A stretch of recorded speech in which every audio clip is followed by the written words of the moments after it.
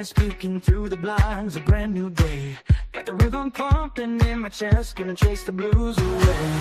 Woke up smiling, no doubt in my mind what I'm gonna do. Gonna step right out into the light and see my dreams come true.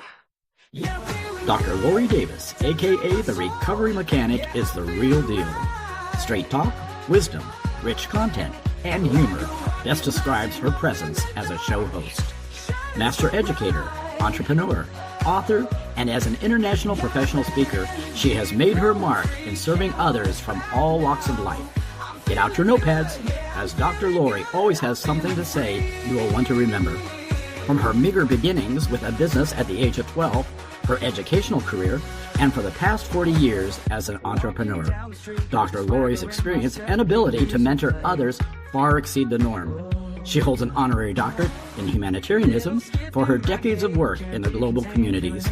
Broadcasting has been a professional passion since her first appearance on radio in 1998. And now, ladies and gentlemen, please join our host, Dr. Laurie Davis.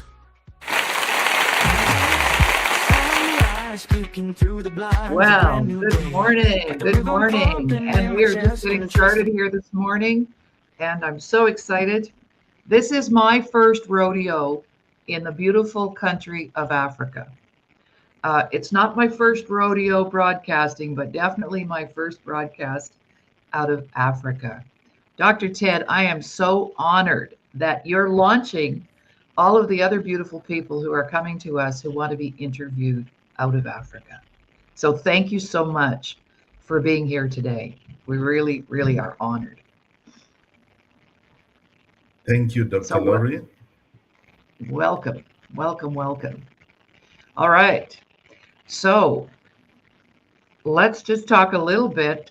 We met on another broadcast. We were on a networking event together, and you inspired me so much because I gave a little 5-minute speech on leadership.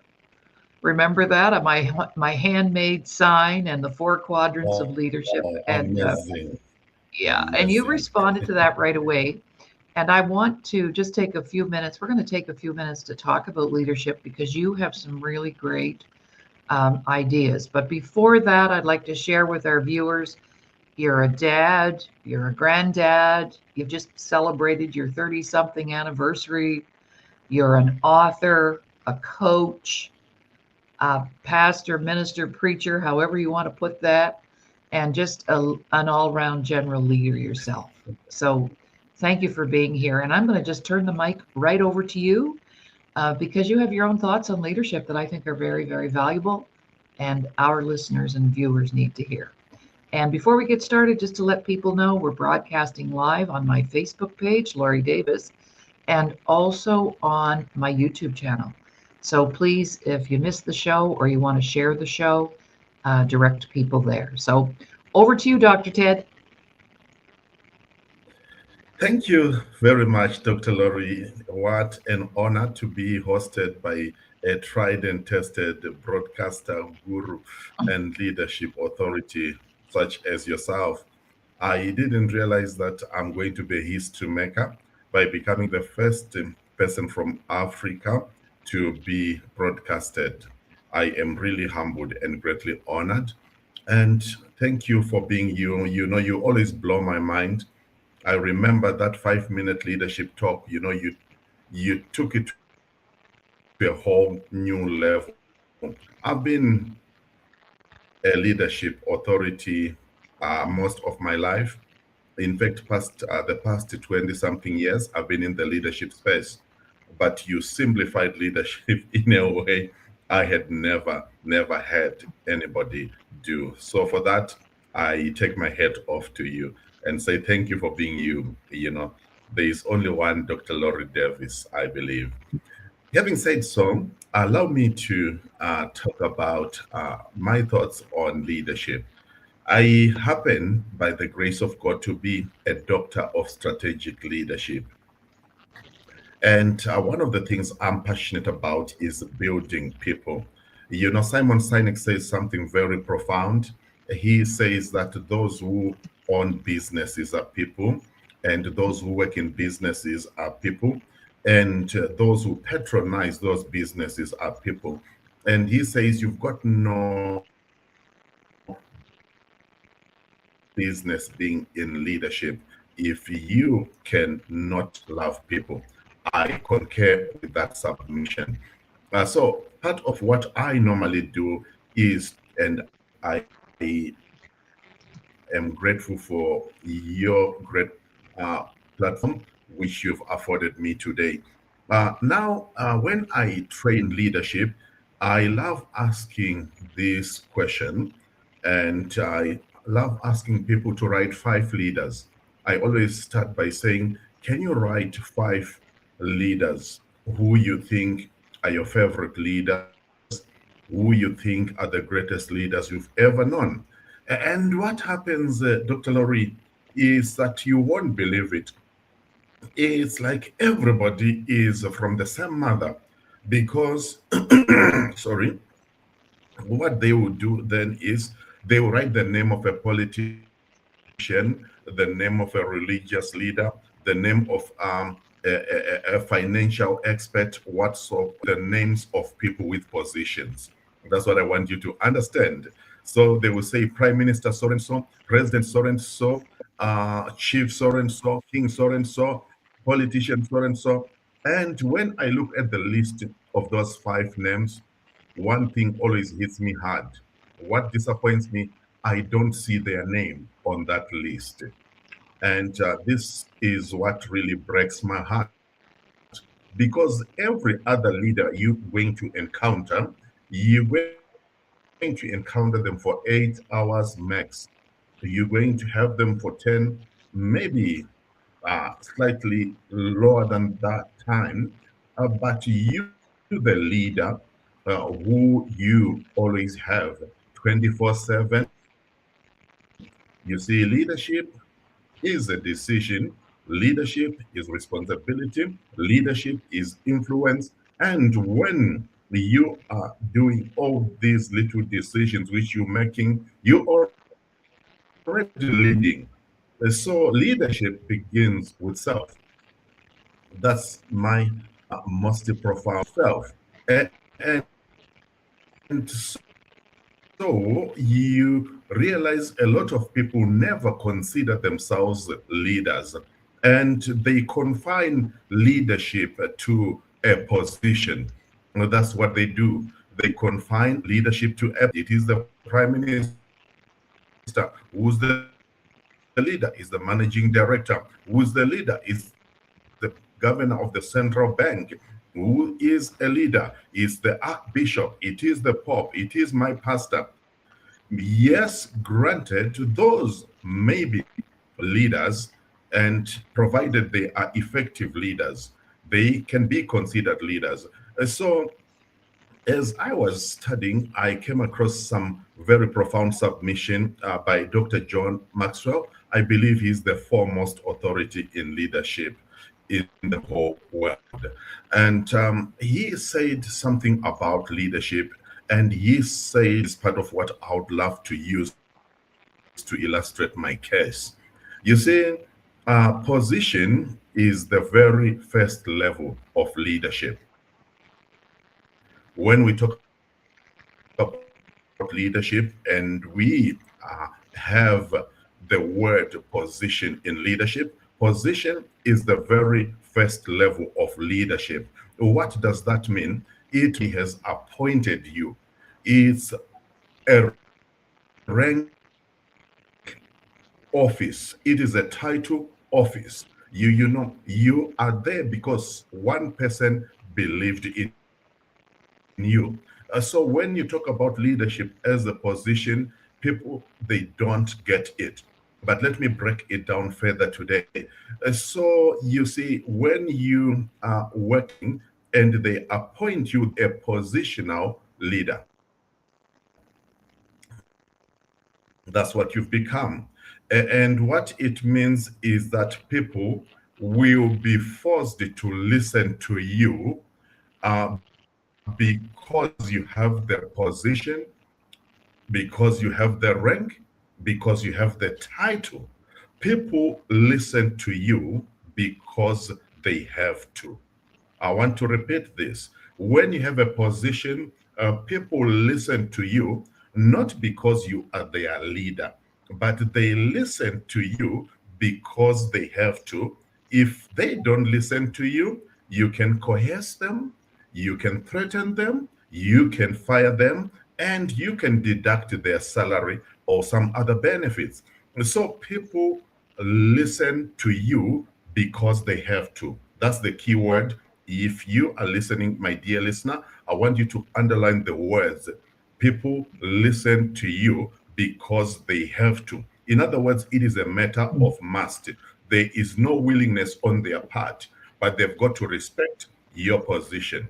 And that moves us to number two. The second level of leadership is what we call permission. It is what we call permission. And remember, I said the first level is called position. And now I'm going to the second level, which I call permission. You see, permission, in my opinion, this is where true leadership begins. Because permission means you get the permission from the person you are leading to lead them. In other words, I permit you, Dr. Laurie, to lead me because I admire you, because I respect your accomplishments. I look at you and I say, I love to be influenced by Dr. Laurie because she's been there, done that. She's walked the road I've never walked. To the second level of leadership, it is called permission. Here you lead by reason of influence, which is where John Maxwell comes in, and he says leadership is influence, nothing more, nothing less. And I love the fact that one of the leadership authorities of our time, Warren Bennis, adds his voice to that. And he agrees. And he says leadership is influence. And now here is the thing. Somebody is listening and is saying, Dr. Ted, what is influence? Because we've got to be very clear. Black is black, white is white, green is green, yellow is yellow.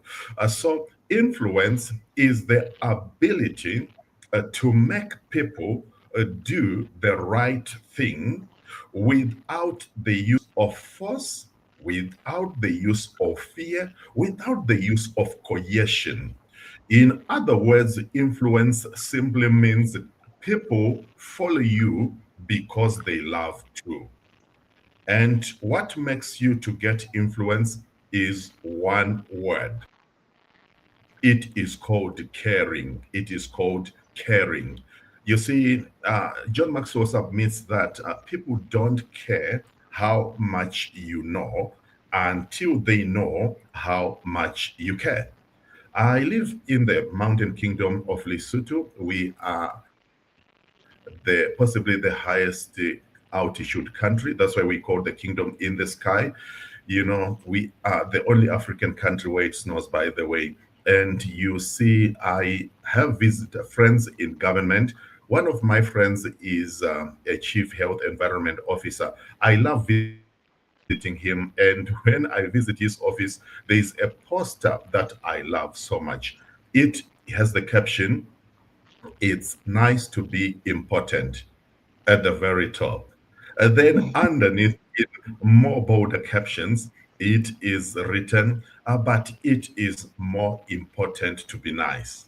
You see, it is nice to be important. Then he goes deeper and he says, but it is more important to be nice. So what makes you to be an influential leader is your ability to treat people right. When you treat people right, you have influence over them. They begin to consult you over medical issues, Dr. Laurie, knowing that you're not a medical doctor. Why? Because they trust in you. This is where you begin to show people that you're standing on solid ground with them. They know that if I come to the office and I've got an issue, Dr. Laurie will solve it. If she cannot solve it, she will give me somebody who will solve it. If I have a concern, she would genuinely address it. And that's how they understand influence. So, influence is the ability to make people do the right things without fear or force. Simple as all that. Some people mistake influence with notoriety. Notoriety, you can influence people to do terrible things and you can still be considered influential, but that's not the influence I'm talking about. I'm talking about it in the positive sense. So that brings us to the third level. First level, remember, I said you start at position in leadership, then you graduate to permission, which is where influence is very important. And then you go to the third level of leadership. And in the third level of leadership, this is where we speak of production. I'm talking production. How productive are you as a leader? You see, productivity is the third level of leadership. Why is this important? You come to work, people are observing you, they watch you without telling you that they're watching you. They see you putting in a shift after a shift after a shift, and they see you excelling in what you do. And as they see you excelling in what you do, they begin to admire you, they begin to respect you, and they begin to identify with your work ethic. So, productivity is whereby you excel in a certain function. Dr. Laurie, I always tell leaders this thing that if you are a leader, you should always remember that you do not have the title deeds to leadership. You are not the only leader available because there are other leaders who you are leading. So, like, let's talk about at the workplace. Let's say we've got a Christmas party and you're the CEO. You may be the CEO gifted in strategic thinking, innovation, and planning, which is brilliant. But what happens is that the Christmas party is equally important because it speaks to people's wellness. Now, if there is a staff member within your team who's able to deal with that, you allow him or her to lead you and you begin to follow. Why do you follow? Because they are highly efficient in that place. They operate at optimal levels of excellence. And so that's productivity. And when you are a leader and you excel, people would love to identify with you. Then you go to the fourth one, which is my favorite in leadership. It is called reproduction. It is called reproduction. I once had a run in with my old man because he never used to tell me how babies are made. He used to say babies are bought from groceries. And when I went to my Form 1 class, the teacher blew my mind when he introduced the topic of sexual reproduction. So I always laugh when I talk about this because I came from school excited. And I said to him, Daddy, I know how babies are made. And he was mad at me and he chased me all over the place. But I was a 12-year-old, just being a 12-year-old, you know, when you receive special information. And so when we talk about reproduction, it is my favorite level of leadership. And you understand why. You see, at productivity, you are at the peak of your powers. You are excelling, you are dominating in your department, in your industry, in whatever you do, you're the best. But the whole point of leadership is that we must avoid leadership witchcraft. You see, this is a Dr. Ted terminology. I say avoiding leadership witchcraft. What is leadership witchcraft? It is whereby a leader knows what they know and they never pass it on to the next person. That's leadership witchcraft.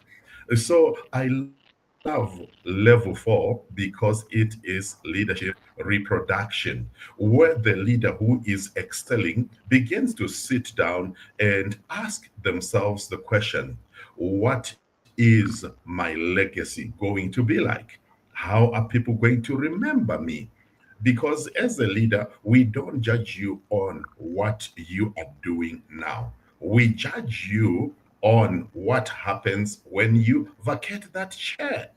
So it is very, very important that leaders should know that the purpose of leadership is not creating followers, but the purpose of leadership is birthing more leaders. Because in leadership, we don't speak increment, we speak multiplication.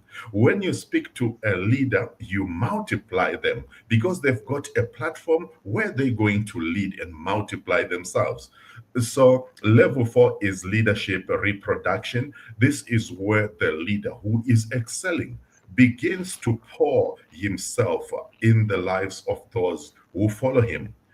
I give the example of Christianity.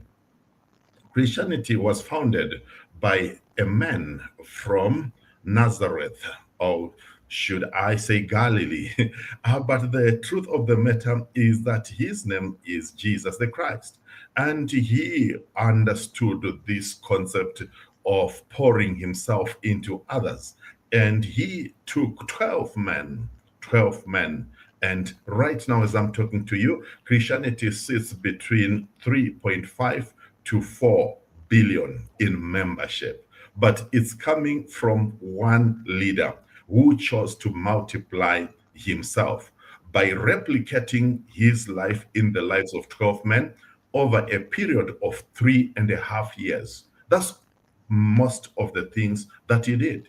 He multiplied himself. And so that's where the power is. By the grace of God, I was in the Kruger National Park the other day, and I saw a lioness fighting. I didn't know that the lioness is more dangerous than the lion.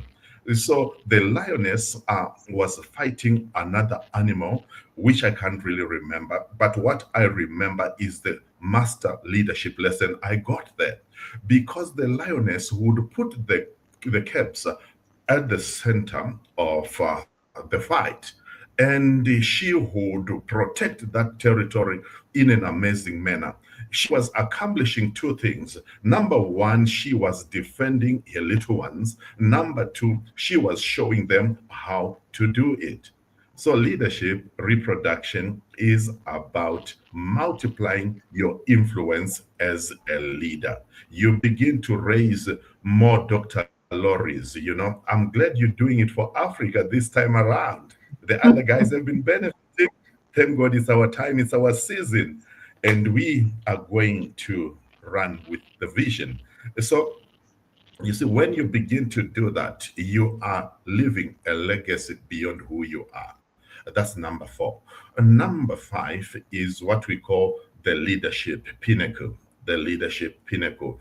You see, at the pinnacle, you have reached what we call the apex, and you get to the top. I love saying this as Dr. Ted, putting on my hat as Coach Ted. I love saying success is an attitude, which is one of my books, by the way. Let us meet at the top. And then I go on to say, when you are on top, you become the topic. And that's exactly the pinnacle. At the pinnacle level, what happens is this. You become an authority who is undisputed. Let's talk about these guys. You think of somebody like Mahatma Gandhi, undisputed. You talk about Dr. King, undisputed. You talk about Dr. Nelson Mandela, undisputed. These are men who led in greatness, and their signatures are with us to this very day, even though they have ascended to the other side of life. You see, when you get to the pinnacle, it means you have started at the position level, you've graduated to the to the permission level, you've graduated to the production level, you've graduated to the reproduction level, and you finally get to the pinnacle where I say, when you are on top, you become the topic. That's who you become. So, in so saying, I am trying to help our people understand that leadership is not a position, but leadership is a disposition. And that position is the lowest level of leadership. I do believe that with that being said, I have done justice to my appreciation and understanding of leadership dynamics. But one last sentence on this one. You see, in position, people listen to you because of your position. Number two, in permission, people listen to you because they love to. In number three, which is production, people listen to you because of their admiration for your excellence of execution. And number four, which is reproduction, people listen to you because of what you are investing and doing in their lives. And number five, people listen to you because you have become an icon. That's basically what summarizes the leadership dynamics summary, which I thought I could share with our wonderful audience. Oh, I took notes. I've got those 5 things written down here. And I'm going, yeah, I've been there, been there, been there. I'm there now. In those I'm farms. humbled. It's so valuable, this information, and I just thank you so much. I mean, I'm looking at this and I'm thinking, yeah, I need to know. You've already showed me where I've maybe done a little bit of relapse, if you will, and have fallen back a bit on an area that I know Wow. I need to address, which would be number 4. I've always been able to reproduce, myself, and I've kind of slacked off because I'm more into getting my books out and writing. So, having said that, thank you for that valuable 5 components. That's amazing. All right. So Thank now you, we're going to Doc. talk about books, because like yourself, I'm sitting here with decades of content, and in a way for me to have that, build that legacy, I've come up with a system that I've been able to put my content into a workbook format so that we can just hand it out like popcorn, I say, and people are going to benefit that way. Wow. But you've also authored some incredible books. So let's start with the very first one. What inspired you? I think you have a few, like 8 or 10 books. Am I correct in that? Yeah, I do have quite a handful, but I would love to Yeah. talk about maybe three, maybe four. Yeah. Okay. The All right. first, Well, let's start. Let's go back. Let's go back to, because writing that first book. Once you write one, the rest are not that difficult, right? So, but that first one, through that. what inspired you to put pen to paper, and what is the title of that book, by the way? The book is called Success is an Attitude. Success Okay. is an Attitude. And it's a very interesting book because it was inspired by my failures. That's what actually inspired that book. My character flaws. One day I looked back at my life and I realized that I was a scandal because I had a stinking attitude in the workplace environment. And as I realized that, I said, is this how I'm going to be remembered? Is this what I'm going to leave to the next generation? Then I said, no. The mistakes I've made are so terrible, but they are also useful because I'm not the first one to make them, and I definitely won't be the last one to make them. But my heart then is for our young people or for the next generation to correct their behavior. And so I came up with the book, Success is an Attitude. It's about 10 chapters. I think it's about 120 pages. It's available on Amazon. And in that book, I define what is an attitude, you know, what makes your attitude nose up or what makes your attitude nose down. And I show the power of a positive attitude. I would love to see this on record, that one of the most amazing things that people underestimate is a great attitude.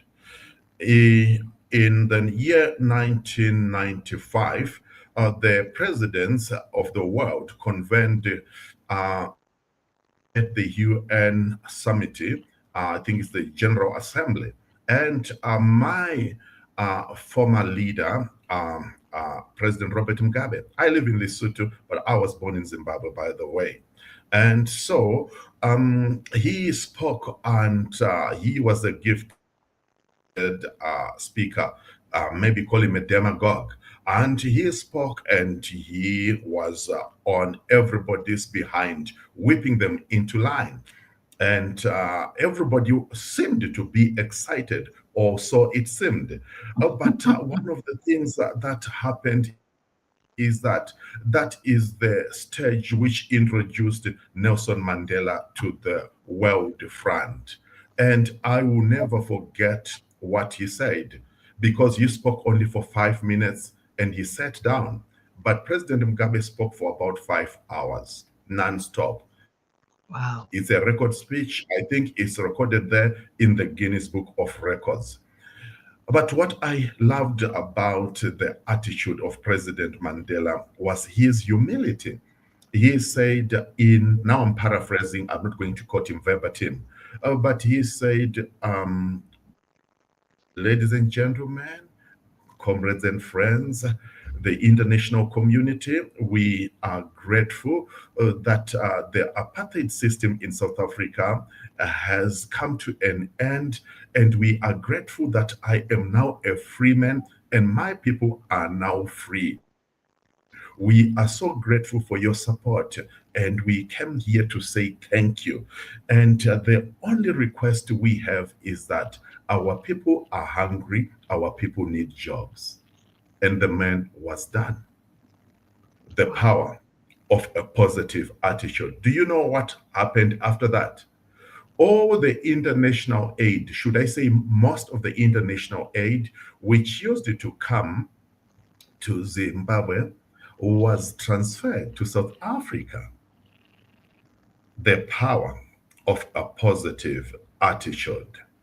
I also write in that book how a certain young lady was made the CEO of a leading diamond mine in a certain African country. And she didn't have enough credentials. And so her executive committee was overeducated. And they used it to look down at that CEO because she didn't have the credentials. But the bottom line is that she was in charge. And so they did not understand that thing. So there was a certain wise lady who was also an aide, call her, yes, a personal assistant, and she used it to respect that CEO to the point of almost worshiping her. When she was in the boardroom, she would come, make sure that she wipes her brows. When she was sweating, she would make sure that her juice container was always replenished, her coffee container always replenished. When she was going home, she would carry her bags. Whatever she needed, she was the first one to jump and do it. And she granted that lady a lot of respect and honor. And in the process, something profound happened. That lady, the father was the board chairman of that diamond mining company. And one day he visited that diamond mining company. And when he visited, the CEO broke down and said, Daddy, I need you to honor somebody. who has been honoring me in this organization ever since I started my tenure as a CEO. And the board chairman said, "Who is that person?" And she mentioned that lady who was basically an assistant, an aide, or you can even call it a janitor. And what happened is that the CEO requested the board chair to buy that lady a house. Not a house, that's not even a house. It's a mansion in one of the most affluent suburbs in that country. And what happened is that the lady has her title deeds, she has her house in one of the most affluent suburbs in that country. And as I'm talking to you, one of my sisters was one of those executives, and she didn't get a house, and the company is closed. But this other woman, who was a nobody and chose to have an attitude of service over somebody, she is a homeowner, she is a landlady. That's the power of a positive attitude. You see, a positive attitude has the ability to open closed doors. And a positive attitude is a sweet aura which makes people get attracted to you like bees get attracted to nectar. I learned it the hard way. Like I told you, there's a time when I was young and I was enjoying being a radical young man, leading strikes in the banking fraternity. As the chairperson, I was radical until I sobered up and I realized that I'm going nowhere with my life and with my career. And when the light dawned on me, that was the beginning of the birthing of that book. A lot of companies, Dr. Laurie, have bought that books. A lot of organizations have placed orders of that book, such that I struggle to have hard copies. But thank God that book is available on Amazon. You know, Success is an Attitude by Ted Msipa. You can get it on Amazon. It's an amazing book which teaches you to think right, to act right, and to treat people right. It teaches you the laws of attitude, it teaches you the laws of honor. You see, a lot of people say a lot of rubbish. They say, I don't care about people. The only person who matters is God. That is first class rubbish. God put us on earth to coexist, to interact, to form an ecosystem. So if we understand that, we will honor our people. And when you honor people, people will honor you back. That's the essence of a great attitude. What you really doing, you're not doing it for somebody, you're doing it for yourself. That's book number one, by the way. Should I go to number two? Well, how about, because I would love to go through all of them. So let's do your last book, and then we're going to have you back. You know, people do get reinvited. So let's talk about today, what, Okay. maybe, thank you for sharing that. And in 1962, when I was 12 years old, my dad handed me a book called Success Through a Positive Mental Attitude. Now, what are the chances that we would have that connection? It was this thick. It was written by W. Clement Stone, and it was endorsed by Napoleon Hill. My dad gave it to me, and he said, read this. And it's this thick, and I'm 12. I'd rather be outside. What is he talking about? That's my first book. It's still on my shelf. It has never left me. And he autographed the front. Wow. So I think a great seed was planted right there, don't you think? It was. We are all witnesses to these things. I know. Exactly. It's amazing. Exactly. And that, I know, was the seed for what ended up to be my journey. So let's go to Dr. Ted today. You've been busy writing. Tell us about what you do in the run of a week. Just describe what your life looks like right now. What are you doing? Wow, I cannot even say what do I do because I do a lot of things. But here is the simplest thing that I do. I write for newspaper columns. I write on Oh, LinkedIn. wow. I'm also available on LinkedIn. On LinkedIn, I write a minimum of 3 articles a week. There on LinkedIn, I am Dr. Tedious Nsipa. I use my full names there. The full name is Tadious. That's what I use, but the surname is still the same. On LinkedIn, you can get me as Dr. Tedious Nsipa. On LinkedIn, I write very interesting stuff there on LinkedIn. I have also my regular newsletter there called the Confidence Booster because I believe that your confidence is going to affect your earnings. If you are not confident, you are not going to make money. You're not going to crack anything in life.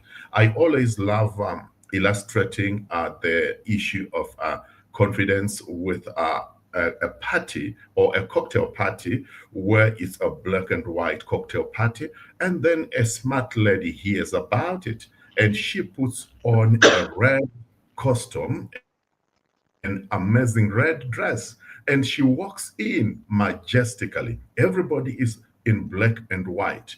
If this lady ended that place unemployed, when she leaves that place, she is hired. That's the power of confidence because confidence singles you out. You see, I also talk about the power of confidence a lot because confidence is the game changer we all need. Do you know that the elephant weighs 6,000 kilograms? The elephant weighs 6,000 kilograms. The African jungle elephant is the biggest elephant. And then the lion weighs 200 kilograms maximum. Actually, I call the lion a glorified cat. But what is amazing is that the lion, when it looks at the elephant, it sees lunch. But when the elephant sees the lion, it sees a killer.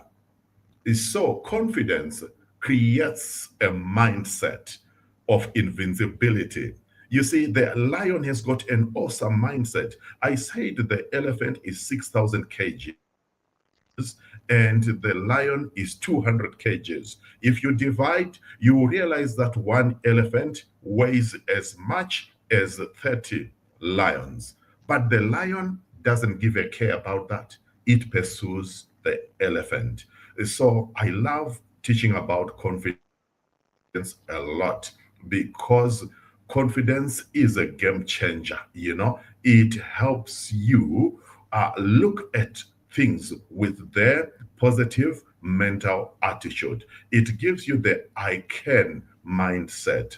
So it is part of what I write about, and that's what I've written a lot about in one of my books called The Next Level is a Reality. It's called The Next Level is a Reality.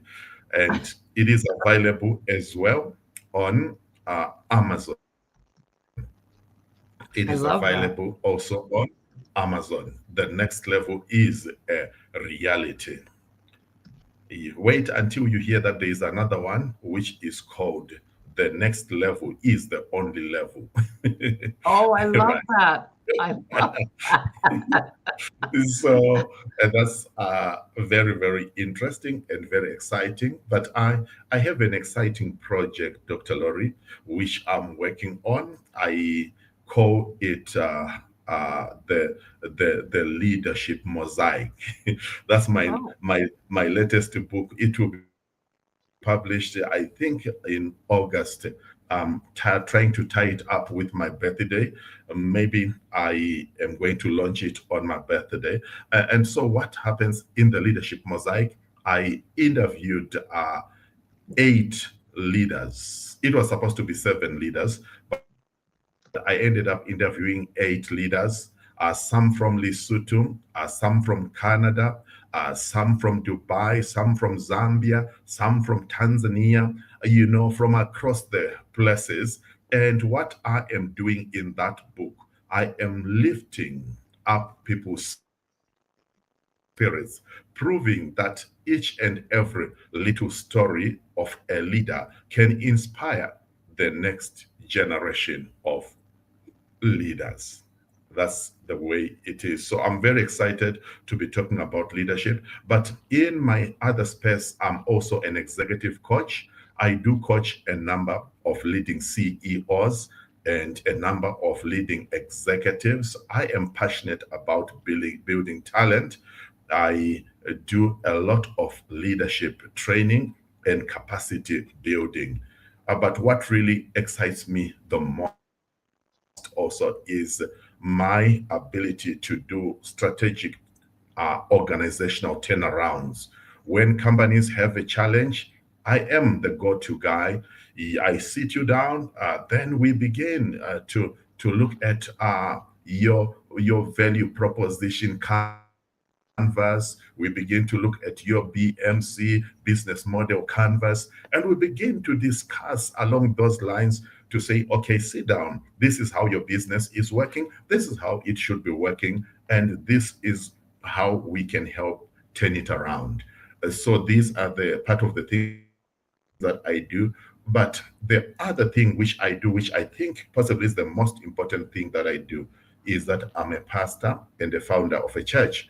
And so I raise champions, young men and young women. I teach people to pray, and I also teach them to work, because work is as spiritual as prayer is spiritual. I teach people that the marketplace is the biggest pulpit, is the biggest church, because that's where the people are. Talk to people there, touch lives there, transform destinies there. And so this is part of and parcel of what I do with various organizations. So that's why some people know me as Coach Ted, some know me as pastor, some call me apostle, some call me doctor, but it is the same person. And one thing I would love to say about me is that I love people and I love transformation. I love to see somebody smiling, saying, when I listened to you, I was challenged. I remember I went to speak to high school students the other year, many years ago, and I said what I didn't even understand was challenging the young people. Then 5 years later, I received an invitation from one of the young people, and he has built a huge NGO. He said, Doc, when you spoke that life is not about childing, wifing, and making babies, you provoked me. Because I gave the example of this biblical man who's called Mel, who is the oldest man to live in the Bible, by the way. And the Bible says he lived about 963 years.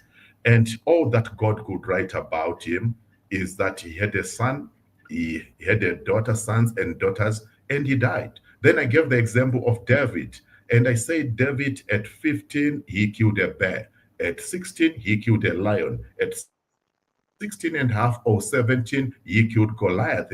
And at 30, he conquered a whole nation. And life is not about how old you are. It is about how much fire do you have in your belly. And when I did that talk, that young man took me very seriously. And now he runs one of the most thriving non-governmental organizations in the Mountain Kingdom of Lesotho. Wow. Well, our time is up. This is not right. This is not fair. We could talk for hours. So we'll have to have you back. We can. We'll have to have you back. I've Thank appreciated. you. Oh, you're welcome. You're most welcome. And this is the grand finale of season 10 of my show. We start season 11 in June. And what a great finale guest you've been. being on the air now. This will be my 11th season coming up. So we're so grateful that you're here. And I do have another friend, just to correct myself. I said you were the first from Africa. You're the second. You're the first from your country, though. I do have a very good friend in Malawi whom I've had on the show, who perhaps you two need to meet, Dr. Hastings. And Well, why not?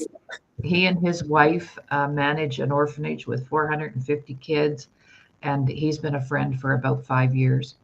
So kudos to you, Hastings. He's probably listening today. He usually tunes in on all of the shows. But now he was the seed, and now the doors of Africa will open up, because we know we have lots to share and lots to learn. And I just want to thank you so much. I'm so grateful for you to be here today. My guest today, Dr. Ted, Coach Ted, Pastor Ted. He wears many, many hats. Dad, granddad, husband, and all those roles. So your credibility speaks for itself, Dr. Ted, and we're just honored that you're here. So we'll wave goodbye from both sides of the planet today. Wow. Asia, Africa to Canada.